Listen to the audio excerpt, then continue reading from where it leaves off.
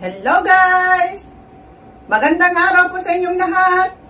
Andito na naman ako sa harap ninyo para magbigay na naman ng isang impormasyon na baka hindi nyo pa nalalaman at mapagkunan nyo ng kahit kaunting idea man lamang. Guys, huwag na tayong paligoy-ligoy pa. Simulan na natin ang ating topic ngayon. No? Pero bago ang lahat, disclaimer lang po, ang impormasyong ibinibigay sa video na ito ay para sa mga layuning pang-edukasyon lamang at hindi nilayon bilang kapalit ng professional na payong medikal. Maraming salamat po. So, ang ating topic ngayon ay naiiba po ito, pero gusto ko lang pong i-share sa atin dahil mahilig na mahilig tayo nito sa ating bansa, sa Pilipinas o kahit saang mundo, ma-Japan man o kahit saan man. So, narito po ang ating topic ngayon. Bago ilagay ang mga itlog sa refrigerator, narito ang mga bagay na dapat iwasan mong gawin. So guys, ang pag-usapan natin ay tungkol sa mga eggs, no, itlog.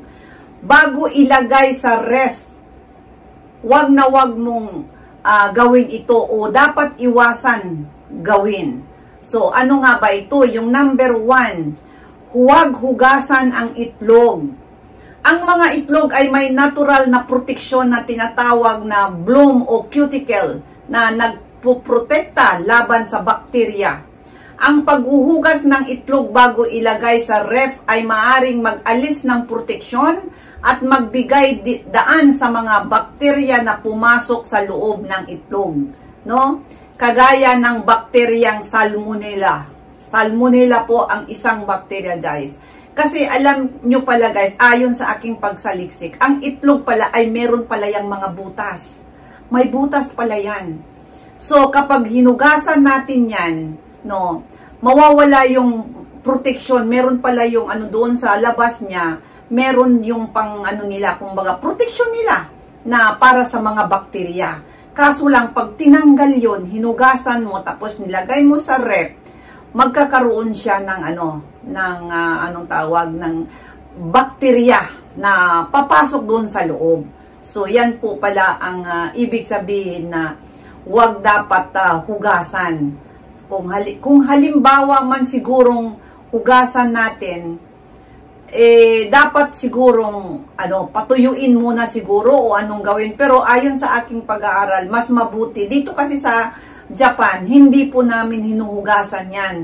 No? Hindi talaga hinuhugasan. Kasi yun nga, dahil alam ko rin na nabasa ko talaga na kapag hugasan mo yan, mawawala yung protection niya doon sa kanyang, sa shell ba yun? O sa, doon sa balat niya. Yun, meron pala yung protection kaya para hindi makapasok ang bakterya.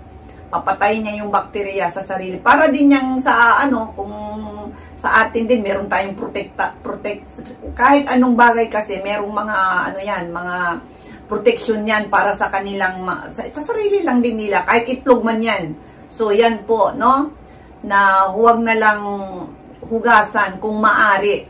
Pero yun nga lang, wala namang sapilitan. Ibig sabihin, kung gusto mo talagang hugasan, ay wala po tayong magagawa.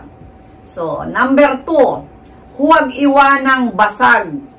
Ang basag na itlog ay mas madaling pasukin ng bakterya. Siguraduhin walang basag na itlog bago ito ilagay sa refrigerator. So, ang ibig sabihin, kasi minsan, hindi natin i-check pala natin yan. No, na pagbili natin, titignan natin kasi minsan meron yung parang, yung nahiwa siya na akala mo merong line, pero yung pala may basag na pala yon. Tapos kapag hindi natin yung niluto kaagad, pag nilagay natin sa ref yan, yun na, papasok yung bakterya doon. At doon na papasok yung mga iba-ibang, yun na nga, tulad ng Salmonella, no? So, yan po ang gawin natin. Silipin natin kung may mga basag. Huwag iwanang yung basag na yun, kung anong gawin. Kung may basag na nakita natin, lutuin na natin yun ng una. Yun po ang gagawin natin. Huwag po natin ilagay sa ref na merong basag, kahit kaunti. At ang number 3 naman, huwag tanggalin sa lalagyan. Mas mainam na ilagay ang mga itlog sa original na karton niya o sa isang lalagyan na may takip upang maiwasan ang pagsipsip ng mga amoy mula sa ibang pagkain sa ref. So, ang ibig sabihin, kasi nga hindi yan hinuhugasan, no? Alam naman natin. So, pag nilagay natin sa rep, ilagay natin doon sa, sa ibang lalagyan na akala mo yung ano lang siya, magsip-sip yun sa ibang amoy. Kasi natural, yung itlog talaga, hindi natin masabi kung malinis, kung hindi talaga yan huhugasan. Di ba? So, mas mabuti na huwag tanggalin doon sa pinagbilhan, di ba? Pag binili natin yan, meron siyang parang kahon o karton, doon na lang siya ilalagay para hindi mag-absorb yung amoy mula sa itlog sa mga nilalagay nating mga ibang mga pagkain doon sa rep. Yan po yun ang kanyang, ang ibig sabihin niya, no? Na huwag na lang tanggalin doon sa, mula sa kanyang, kinalalagyan o sa kahon. So, yan po yung number 3. At number 4 naman, huwag ilagay sa likod ng pintuan ng ref. So, ibig sabihin, kung maaari po, huwag ilagay sa likod ng pintuan ng ref. Kasi, di ba, pag bukas natin ganon, nandito natin minsan nilalagay, di ba? So, ang pinto ng ref ay madalas buksan at isarado na nagiging sanhi ng pagbabago sa temperatura. No? Ang paglalagay ng itlog sa pinakaloob na bahagi ng refrigerator ay mas mainam upang mamanatiling malamig ang temperatura niya at at sariwa siya, kumbaga, 'di ba? Magiging sariwa. Kasi kapag binuksan natin 'yon ng parati, bukas, open, close, open na 'yan. So, ang ibig sabihin, yung temperatura niya nagbabago. Hindi natin siya mapipreserve ng matagalan. Ibig sabihin, 'di ba, minsan marami tayong binibiling itlog. Kaya pag hindi yan naubos, kasi kung isipin talaga, madalian talaga yung itlog kung kailangan talagang gamitin. Kasi meron din yang tinatawag na expiration. So, pag expired na yan, ay medyo nabubulok din yan kahit nasa loob yan ng rep. Kaya nga, mas maigi na huwag ilagay dito. Kung maaari lang, nakatago pa siya. Kaya, mas mabuti na nandoon sa lalagyan. Mas piliin, aywan ko lang dyan sa, sa atin sa Pilipinas, kung ano yung lalagyan ng mga itlog. Kasi dito, karamihan, karton siya. Hindi mo siya makikita, hindi siya transparent. Hindi mo makikita yung mga itlog. Yun ang binibili ko Talagang siya, para siyang karton na white na natatabunan talaga siya. Yun ang pinaka-the best. Yun ang magandang piliin ninyo. Pag bumili kayo sa mall, meron po yan, yung parang karton. Kasi karamihan nakikita lang yung itlog talaga, di ba, sa labas. Mas maganda yung yung parang meron siyang karton, para siyang papel na natatabunan. So, yan po yung yung pang-apat na huwag ilagay sa likod ng pintuan. At ang pagsunod sa mga patakarang ito naman ay makakatulong sa pagpapanatiling sariwa at ligtas ang mga itlog sa rep. Kaya po ito po ay shinare na lang po sa inyo. Kasi alam ko kasi sa atin minsan, meron talaga, kami dati kasi, nangyayari sa amin noon, pag meron kaming kaunting amoy doon, hinuhugasan talaga namin yan. Hinuhugasan namin, tapos ilagay sa, yung pala, hindi pala yun maganda.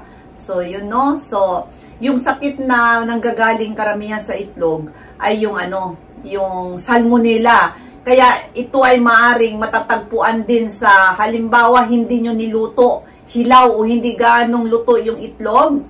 Nako, yan, magkakaroon minsan, matimingan natin na na may laman na salmonella, na paghilaw yung kinakain natin, hindi natin masyadong niluluto. Di ba meron yung mga half-cook? Kung maaari, hindi naman ako kumakain ng half-cook, talagang lulutuin talaga. Kasi yun, lalo na kung tag-init, mainit pa naman sa atin. Yan po yung bakterya na tinatawag na salmonella po. Pag nakakain po, po yan, pumasok sa katawan natin, may tinatawag na food poisoning, magtatay tayo, kung ano-ano ng mga nararamdaman natin. Kaya yan lang po ang pag-iingatan. So, yan lang po guys, yan po yung tawag dito, share ko ngayon. Naiiba po ito sa ating vlog, naiiba sa niche ko ito, pero parang ko lang ito sa inyo. Share ko lang. Pero hindi ko po pinipilit kayo kasi minsan wala naman pong rep yung lahat na tao sa Pilipinas. Yung meron lang mga merong refrigerator ang sinasabi ko lang. Kung maaari lang po, hindi po ito sa pilitan. So, ayan po guys, sana nagustuhan nyo ang isa kong vlog ngayon. Maraming salamat sa inyong lahat. Bye-bye!